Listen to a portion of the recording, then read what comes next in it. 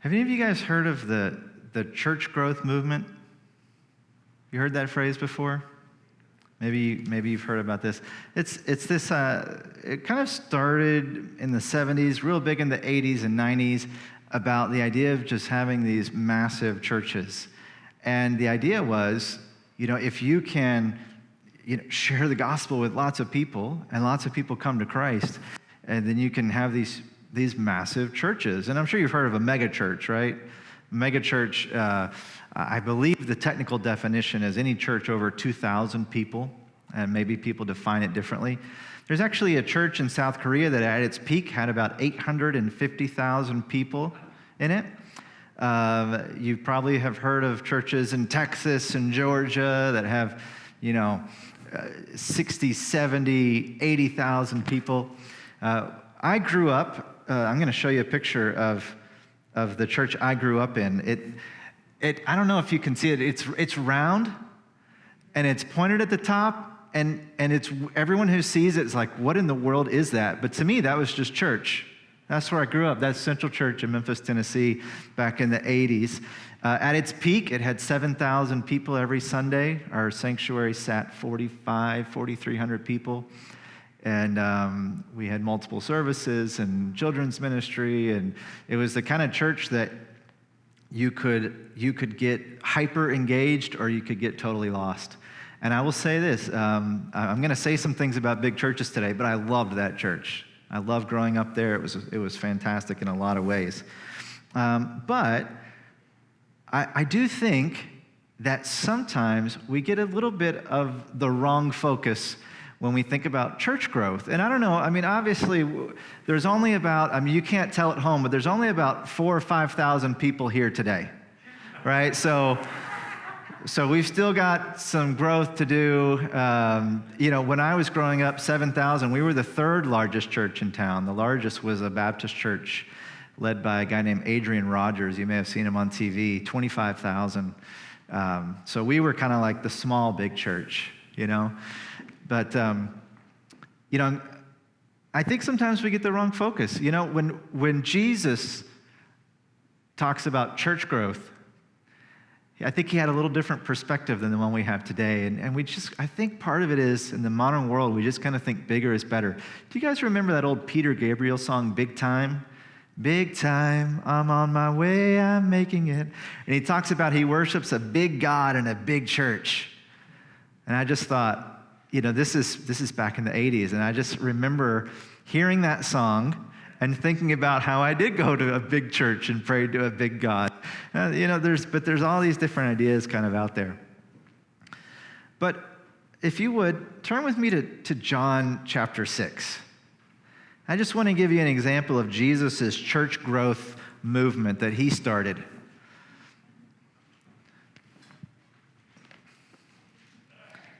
You guys may know this story. John chapter 6, it starts out like this. Jesus is on the Sea of Galilee, and these huge crowds of people follow him because they saw the signs he had performed by healing the sick.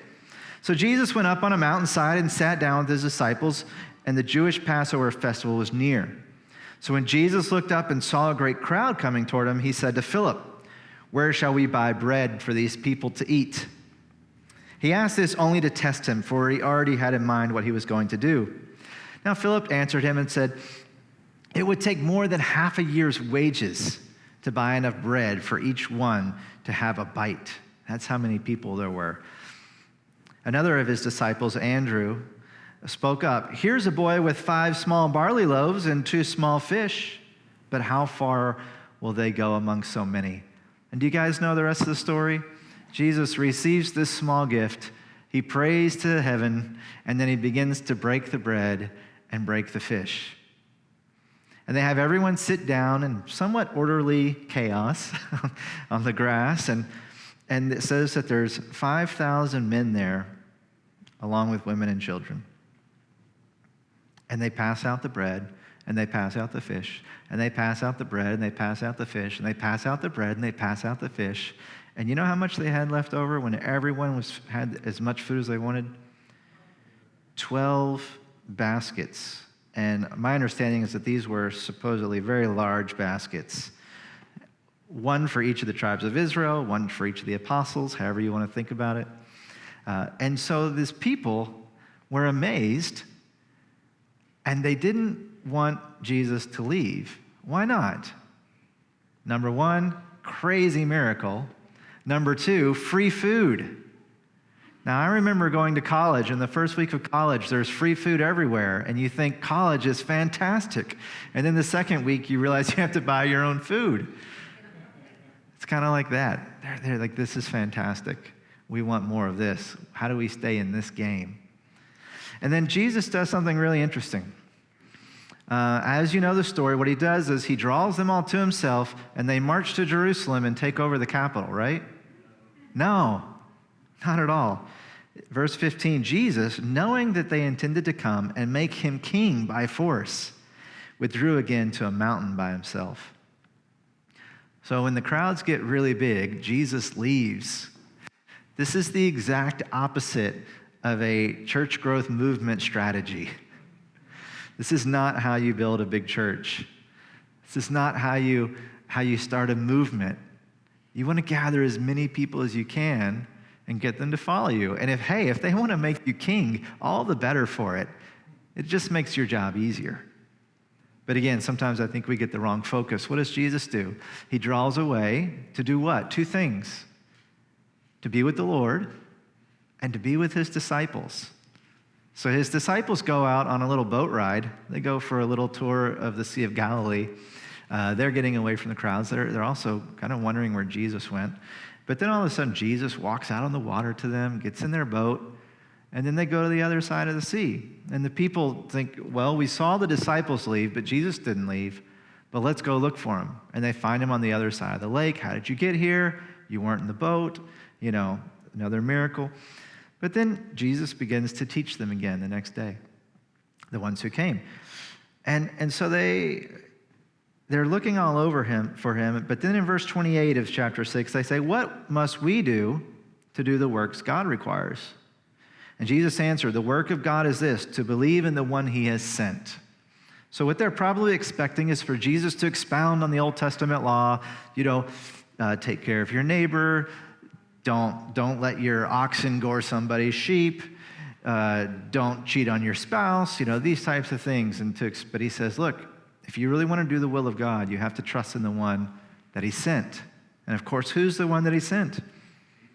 Right, it's him. What sign will you give that we may see it and believe? What will you do? Our ancestors ate manna in the wilderness. So they said, Moses fed us in the wilderness, and yesterday you fed us. So are you like Moses? Are you coming to bring this new manna from heaven? And Jesus says, it is not Moses who has given you the bread from heaven, but it is my Father who gives you the true bread from heaven.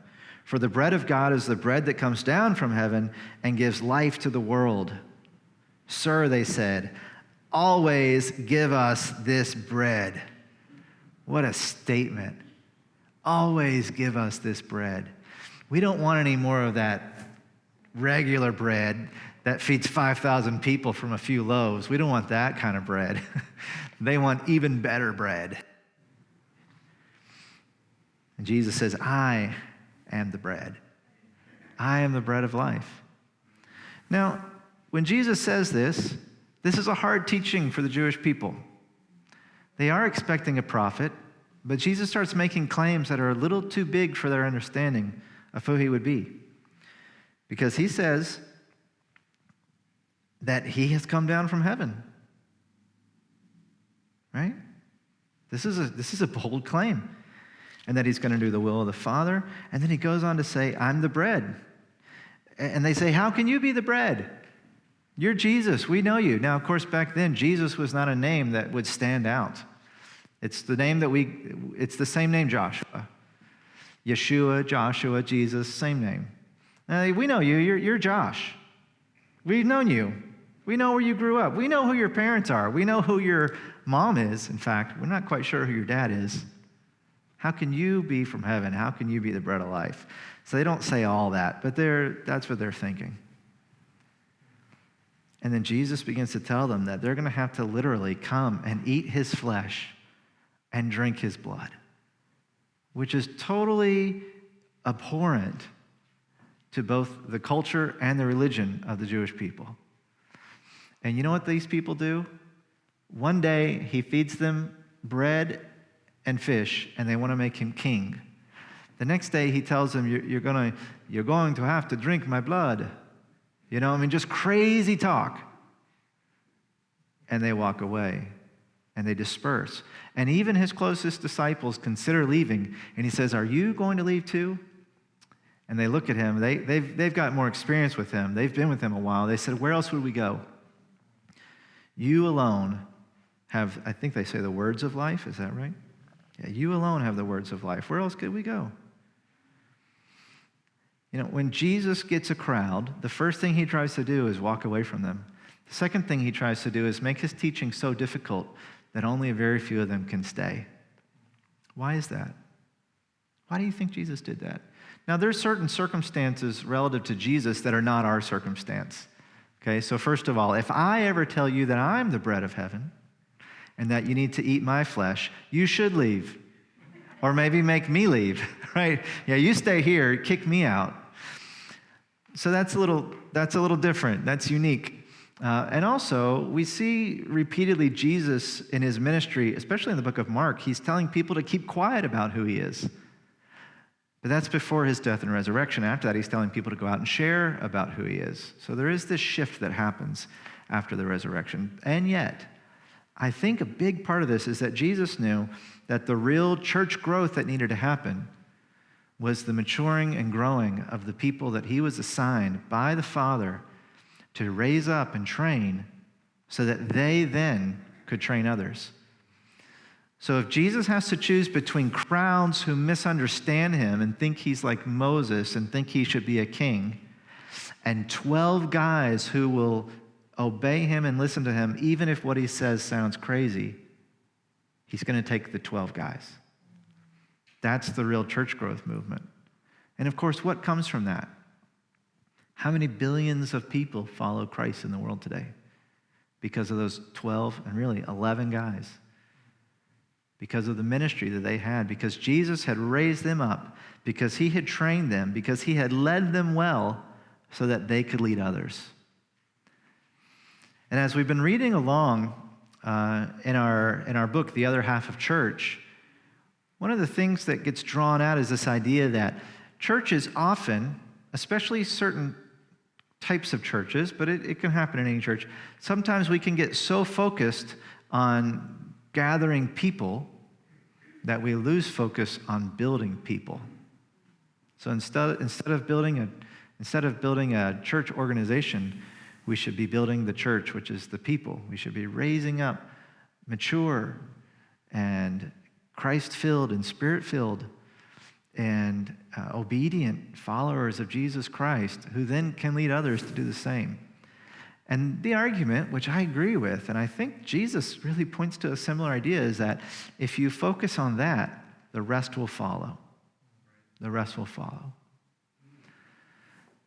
Well, if this kind of big church, and again, I loved my church growing up, but if that's the wrong focus, then what's the right focus? Well, it's real growth.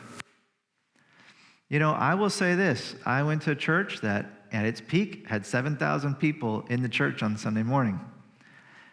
I wonder how many of those people, A, are still following the Lord today, and B, how many of them, if they're still alive, because a lot of them have passed on, that was back in the 80s, how many of them have experienced an increasing measure of love, faithfulness, and obedience to the Lord because of their time there? Now, I don't know the answer to that question, but I do know that that's what's most important. I know that that's what's most important.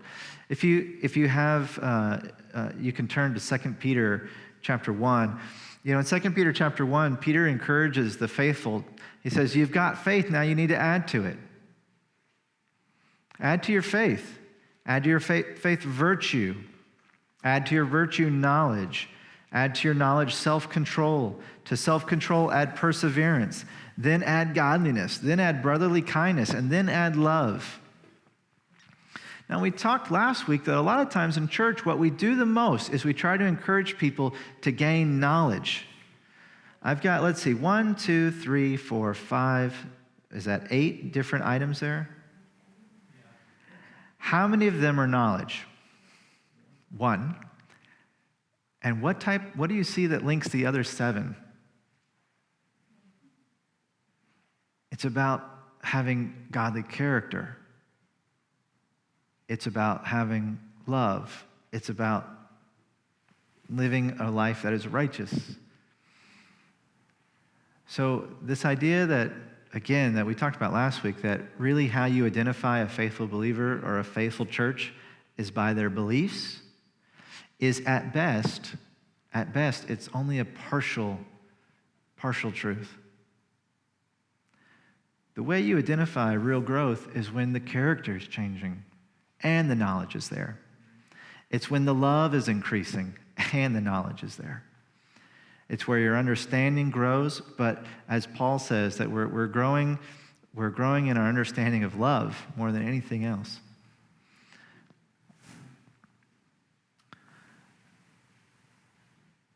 I would suggest that the most important activity of the church, even more than evangelism, because evangelism will flow out of it, even more than worship, because worship will flow out of it, even more than Bible study, because Bible study will flow out of it, even more than helping the poor, because helping the poor flows out of it.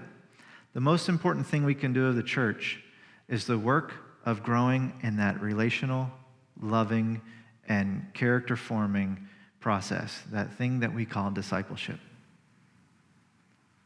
When we're doing that piece, everything else, if it's done well, will follow. You know, one of the things that we talk about here at Fellowship, and I don't even know, it's not up here right now, but if you look around, like anything that we publish or put out, it's got that little vase, that jar, and it's got the wheat, and it's got the olive plant. And that's just an allusion to this passage actually here from Joel chapter 2, that God will restore the years the locusts have eaten, that he'll fill our floors, our threshing floors with grain, that he's going to restore that our vats will overflow with new wine and new oil. But one of the things that we have attached to that is that we have these 4 little words: transforming, connecting, growing, and sharing. Transforming, connecting, growing, and sharing. And I will say that at times we will put an emphasis on different aspects of that because we recognize that they're all interconnected, and it's really a circle. It's not that you do one and then you move on from transformation and then go to growing. That there's a part of growing that has to happen in order for transformation to happen. There's a connecting that has to happen for transformation to happen. There's a sharing that needs to happen for connecting to happen. And connecting must happen for sharing to happen. These things, they're all interacting with one another all the time. But I think sometimes what we focus on the least is that connecting piece. We think, well, we definitely need to be transformed by God, and we definitely need to grow, and we definitely need to share the gospel. But sometimes we see that connecting piece as like a nice optional addition. It'd be nice if we were more connected as a church. It'd be nice to have more friends at church. It'd be nice if we could enjoy each other's company more. But what if that were actually vital to all the other things happening? Now, we've been using those 4 words for a lot of years. And one of the things that we've said about it is that when we talk about connecting, we're talking about connecting deeply in relationship with both the Lord and the body of Christ. Both of them are necessary. And so the other thing I want to say before we move on is just real growth happens when we have this connection and this connection. And if you miss out on either of them, you're going to have a stunted growth. It's going to be stunted. And it's not because God's not enough. That's not the point. It's because God designed it that way. God, being enough, designed it so that we could only grow the most when we're connected both to him and to others. You know, I think about this idea of, Jesus being the vine and we're the branches. You know that? And so he's our source. But Jesus also uses this metaphor to talk about how he's grafting different branches onto the vine, that he's connecting people who used to be disconnected. It's not just that we're connected to Jesus on the vine, we're connected to others on the vine. You ever think about that part of it? This is important. So if real growth, this kind of growing in kindness and godliness and perseverance, growing in self-control, growing in virtue, growing in love and in knowledge, if that's the most important thing that we're to do as the church, then how do we do it? How do we do it? And we've been talking about this for a while now, but I do find that when we're trying to help people grow, we tend to focus on knowledge. And we tend to think of knowledge as bits of information that we want you, the churchgoer, to understand or to believe. Does that make sense? And so knowledge is a very transactional thing. And this wasn't always the case. I don't know if you have studied much in history. I have put this out before. You have to study history to understand the world today. You have to. It's the only way to understand where we are. But there was such a thing as the pre-modern world. And then we talk about modernism, and you can discuss when it starts and stops. And now we're in this kind of postmodern world, which we can discuss. But in the pre-modern world, this is before the Enlightenment, before you have Descartes saying, "I think, therefore I am." This whole idea that you can reason yourself into all truth, or you can experience it in a tactile way. So I know this notebook is here, but it's kind of like that whole matrix thing. How do I really know this isn't just a construct of my mind? How do I know it's real? Well, Descartes said, well, there's one thing I know is real. I'm thinking, so I must exist. But couldn't he have just as easily said, I love, therefore I must exist? Amo ergo sum. He could have said that. He could have said a number of things to prove his own existence to himself. But you know what? In the pre-modern world, no one worried about proving their own existence to themselves. It was just a given. And truth was a little bit differently understood than it's understood by us today. And I think there's some real wonderful outcomes of the Enlightenment. There's wonderful outcomes of the events of the last, call it 400 years in understanding and knowledge. But there also have been things that we've lost. So, for example, in John chapter 14. So if you're still in John, just flip over a few pages. You may have read about this in the book, The Other Half of Church, where, let's see, where Philip says, to show us the Father, show us the Father. And Jesus says, if you know me, then you know the Father, because I am in the Father is in me, so whatever I say is what the Father is saying.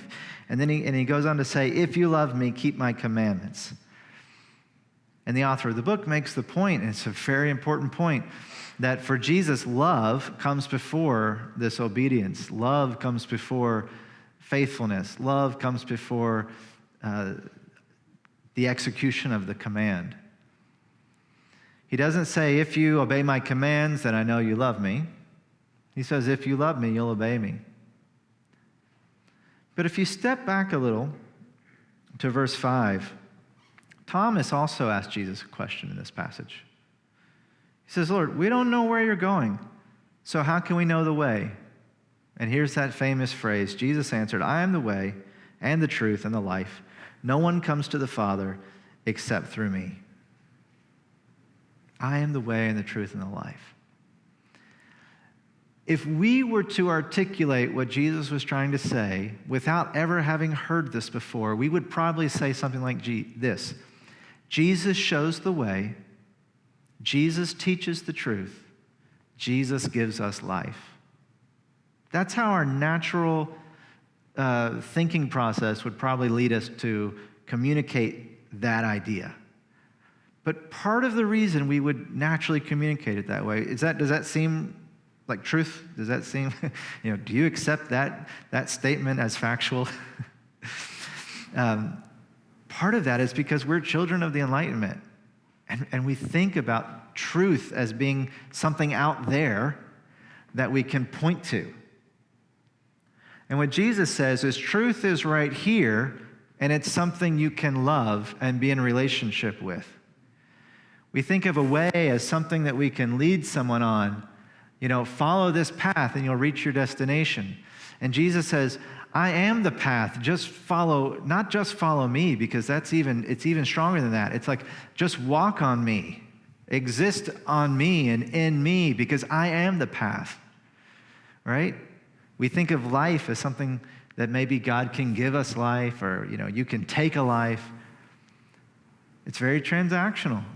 Jesus says, I am life. I'm life. If you want life, you need me. And that's like when the people ask, give us this bread. Give us the bread of life. Where do we find this bread? They think it's something out here. And Jesus says, no, it's something right here, referring to himself. So, of course, even the pre-modern world, they have a hard time with this. It's not like everything about how we think changed, but it's almost impossible for us to think this way now. And what if I told you that all truth is relational?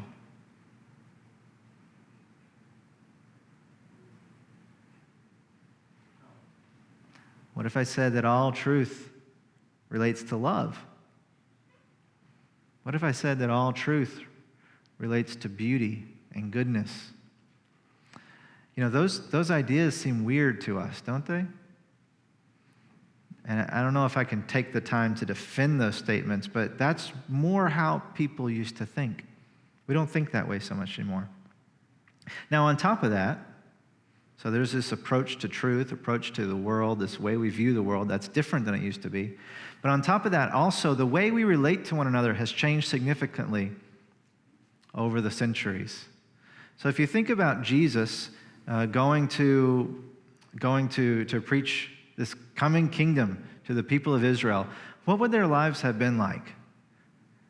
Where were they born? Where do they live? Where will they die? Probably in the exact same spot. And probably the family they were born into, they still literally live with them. Multiple generations in a home. If you're a kid growing up, you probably have multiple sets of grandparents nearby or living in your home that are raising you. And you're growing up alongside your cousins and your aunts and uncles. And so there's this community that's raising you. And there's a certain type of stability in that. I wonder what it was like. Have any of you children ever been exasperated with your parents? Have any of you parents ever been exasperated with your children? Wouldn't it be nice to say, you go with them for a little while?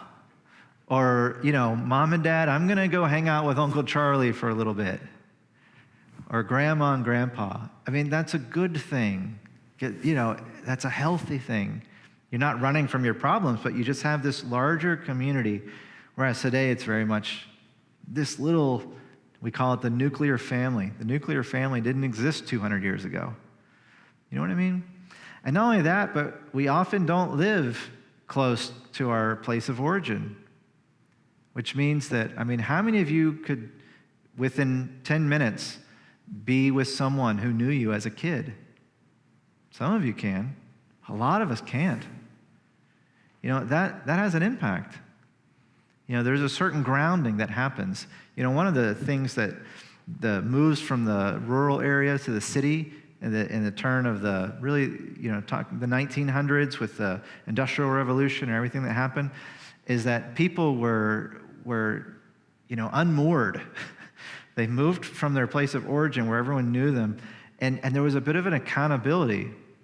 If you're a kid doing something wrong in the street, then all the parents in town know your parents. You have to watch out. But if you're in the city and you're doing something wrong in the street, none of these people know your parents. All right? So you could just do what you want, and if you get away, you get away. It's that there's this different kind of relating that happens because of that. And really, we're disconnected from our extended family often, and then we're even disconnected in our family. So even 200 years ago, you would grow up in your home, your mom would be there, and your dad, when he was working, very often would be working within earshot. He's either out in the farm, right outside, or, maybe he's got a mill at the house where he mills lumber or wheat or whatever it is. Maybe he's a blacksmith and his shop is right out back. So everyone's around. There's this connection. There's this consistency. And don't get me wrong, I'm not saying that, if you're a working mom or if your kids are in daycare or anything like that, the point is not, oh, you're ruining their lives. The point is this: there is a difference, and we need to be aware of the difference so that we can respond to the difference. And so we just have a different depth of relating compared to what people would have had 200 years ago. It's just true. And then you add in the internet, my goodness, just blow the lid off of deep connecting. And so what happens is those of us who even grew up with deeper connections, a lot of us have seen our relationships atrophy in this modern age.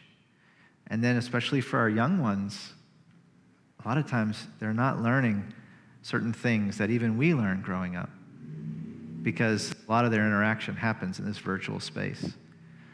And of course, we have seen, and it's been well documented, that when you interact online, it significantly increases bullying, right? Because there's no accountability, there's no one observing, there's no one around. It feels anonymous, and it's not just for kids. Adults bully online all the time, It increases a sense of isolation and loneliness when people spend a lot of their time online. This thing that was supposed to connect us, in some ways it has, but in other ways it's created this disconnection in our culture and our society. And so I've been asking myself this question, and maybe you're asking it too, which is, why are we looking at even any of this brain science stuff? Why are we looking at left brain, right brain? Why are we saying that the things that the church used to do aren't good enough anymore? And I think part of it is that we live in a different world than we used to. And so a lot of times, we need to build the part of our connection, relating, our identity, and our group identity that would have more naturally been there 200 years ago, but they aren't as naturally there today. Does that make sense? And then there's one other reason that we have to do this, and this is not a new reason. This one goes back to all time. When Jesus tells the rich man, the rich young ruler, and he says, go sell all your possessions, give it to the poor, and come follow me, what does he do? He walks away sad because he's very wealthy. I love the way that's explained. It doesn't say he walks away sad because he can't deal with the idea of giving up what he has. It doesn't say he walks away sad because he's so greedy. It says he walks away sad because he was so wealthy, as if that were all the explanation we needed to understand why he couldn't follow Jesus. We have always struggled to keep things relationally in priority. Always, as human beings. And we all have different areas of brokenness. We all have different areas of fallenness. We all have different types of trauma in our lives. We all have different gaps in our own development and maturity. This is just reality because we live in a fallen world. And so, for example, some of us don't know how to feel confident and comfortable without external resources to help us feel like we can manage our world. So if you're a rich young ruler and you've been counting on money to be at peace with the world, the idea of giving that up is so scary because you feel like you're losing all control. There are absolutely also poor people who feel the same way about money. So it's not a rich or poor thing really, but this guy had so much that he just couldn't even imagine not having it and following Jesus. But he needed to grow, and he needed to have a change of paradigm in order to follow Jesus. We don't know if that ever happened. Maybe it happened later. One of the things that we sometimes forget, who is Jesus against the most in the New Testament, in the Gospels? He's always attacking those bad Pharisees, right? Do you know who the earliest church leaders were? The apostles and the Pharisees. Most of the early church leaders were Pharisees. So we don't know what happened after Jesus died and rose from the dead. We don't know that story as well. Maybe this guy had a change of heart.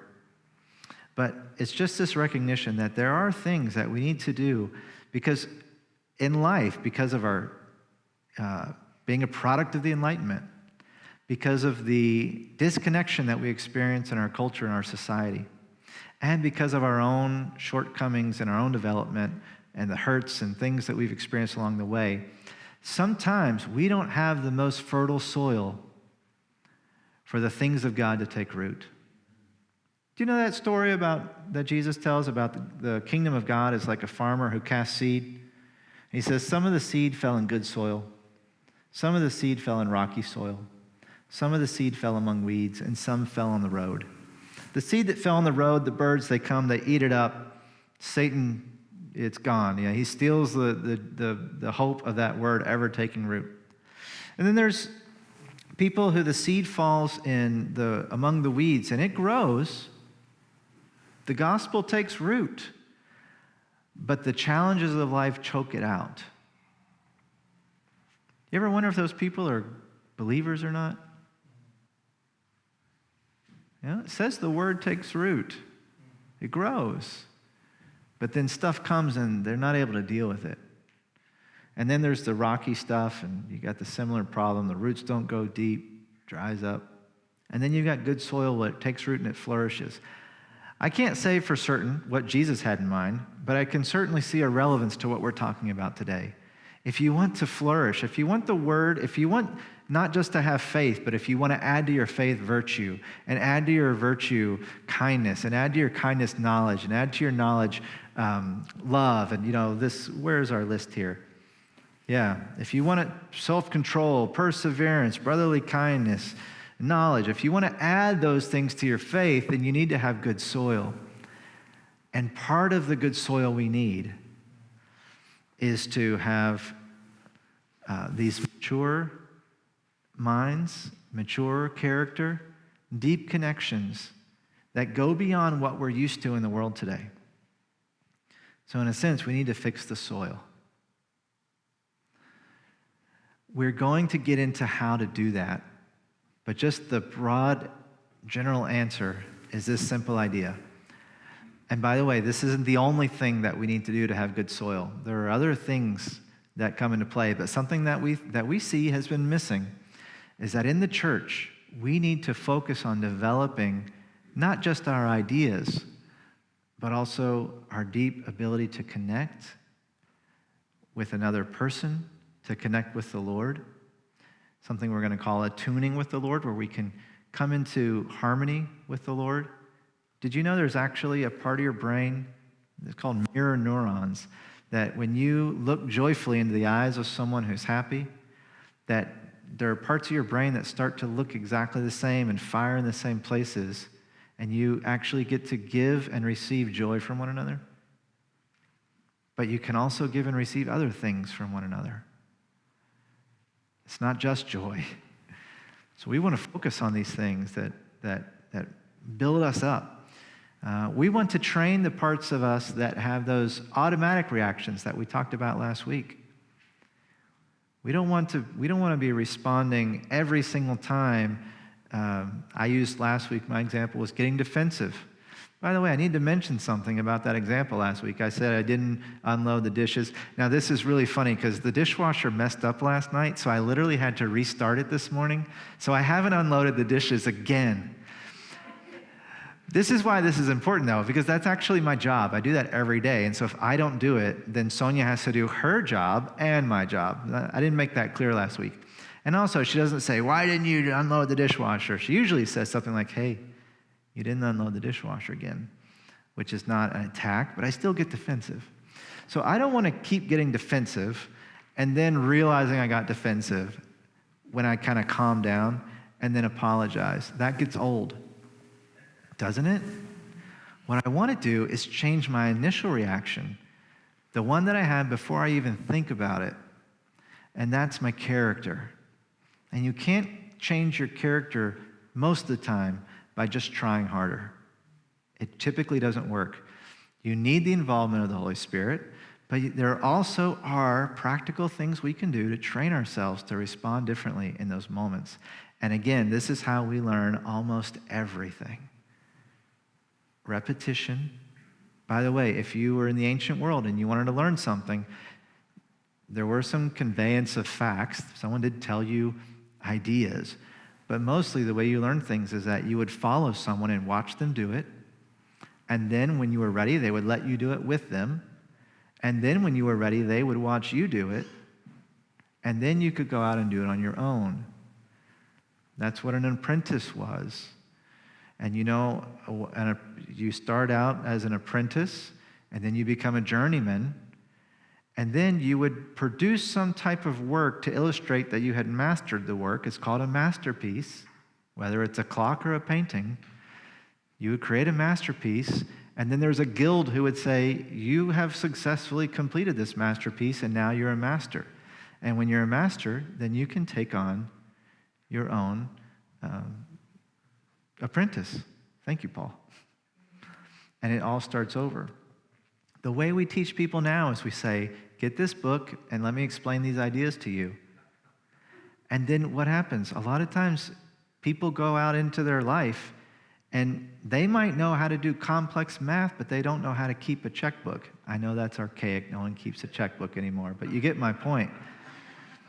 They can't keep their balance and their account level appropriately, And so you have to train people by walking them through it. And there are things we can do to walk each other through this process of acquiring the character of Jesus Christ. So we're going to learn about some of those. So if you're in a small group doing the other half of church, then this week you're actually going to do a little bit of that. And then it's going to get more intense because there's some big things that we need to train each other in. And it can't all be done in 7 weeks. This is just to help us get started, and we're going to have to carry it on. And you can't do it alone.